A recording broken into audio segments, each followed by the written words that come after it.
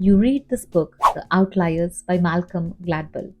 This book gives us real life examples and examples from research conducted on people with exceptional talent in different fields like computer programmers, hockey players, musicians, rock stars, and explains how they did it exactly. Hey everyone, my name is Priya. Welcome back to the channel. In this video, we're going to see 6 things everyone needs to learn from this book, The Outliers. But first of all, who is an outlier?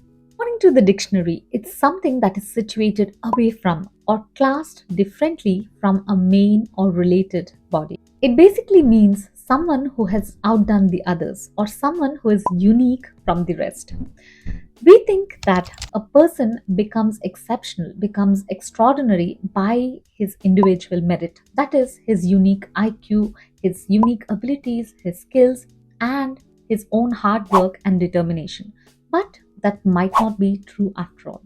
For a person to become successful, there are other factors which contribute to his success. Some of them are like his community, the structure of the family that he grew up in. All these are important in someone becoming an outlier. And this was shown in this Rosetto group of people who migrated from Italy to America, and they have never got heart disease before the age of 65, unlike all the other Americans.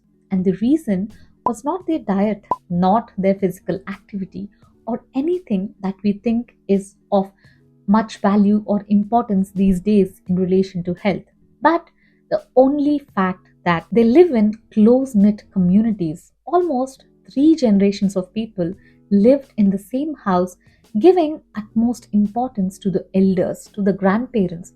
The family structure also plays a role in your success. It matters where you're from, not just where you grew up, where your parents grew up, but also where your great grandparents, your great great grandparents grew up.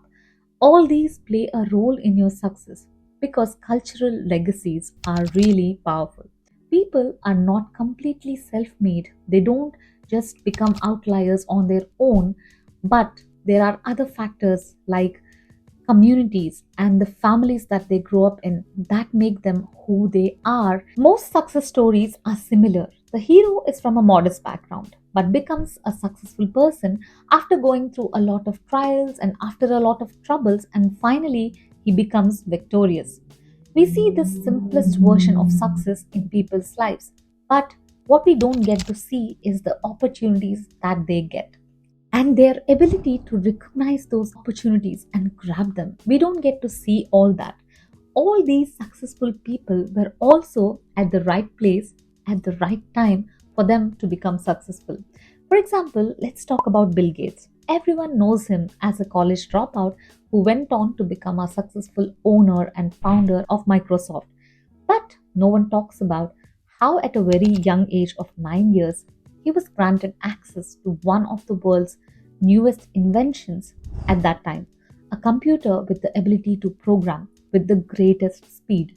Before that, people had to write their programs and give it to an operator to run it, and if there was a single tiny mistake in it, they had to go back and come back the next day and do the programming in the time slot they were allotted. But he was lucky to have access to a computer which did not require all this, and he was lucky enough to be able to practice programming in the University of Washington and also in the hospital where the computer was not used for almost 3 hours from 3 a.m. to 6 a.m. And he grabbed that opportunity.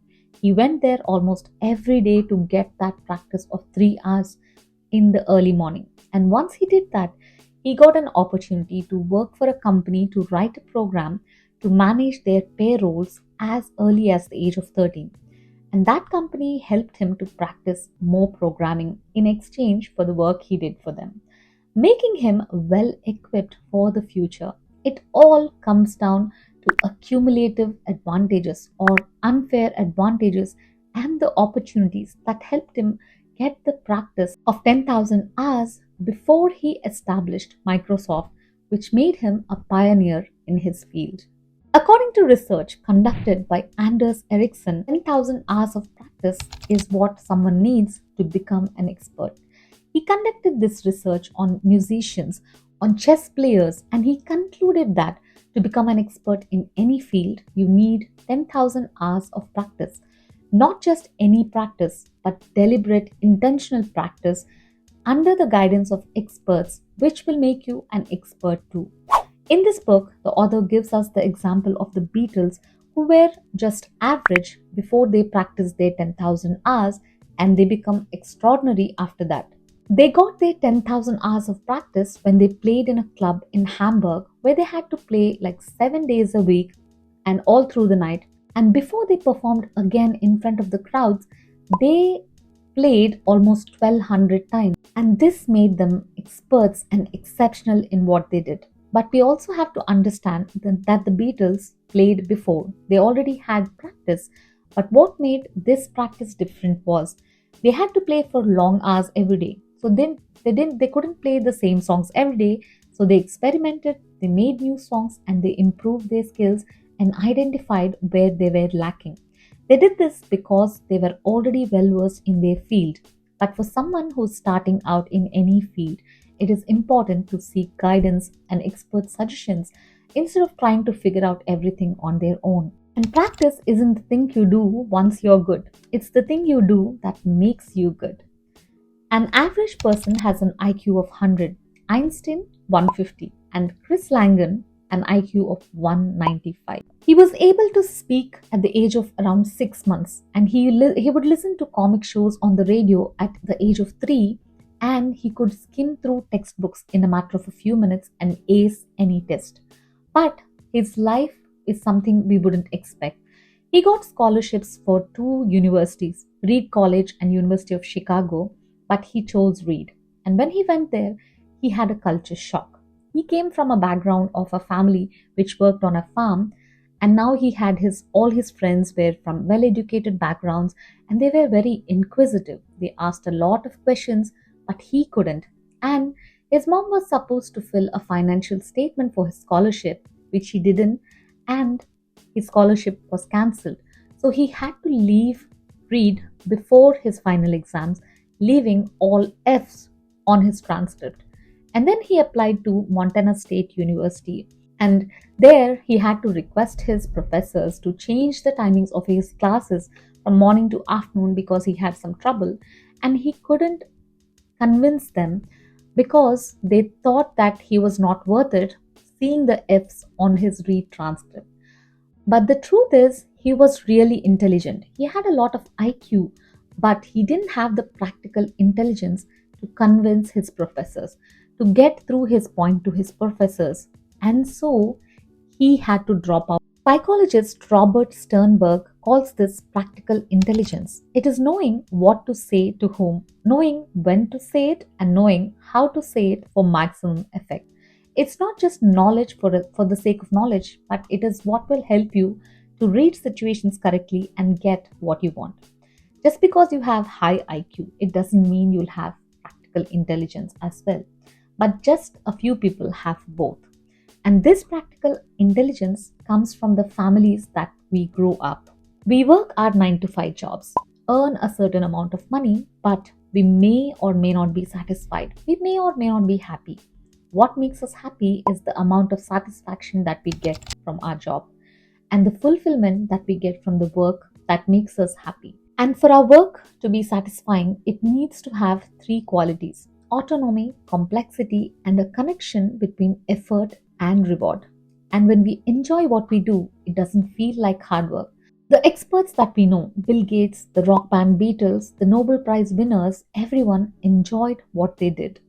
If you work hard enough and assert yourself and use your mind and imagination, you can shape the world to your desires. There was a professor, Schoenfeld, who was a math professor. He used to show his students a video which was about a girl, Rennie, trying to solve a math problem. She took almost 22 minutes but figured it out on her own. This is what the professor wanted to show his students through this tape, that success in mathematics isn't entirely about the ability of a person, but the willingness to persist, the willingness to keep trying until you figure it out. Most people quit as early as 30 seconds, unlike his student Rennie.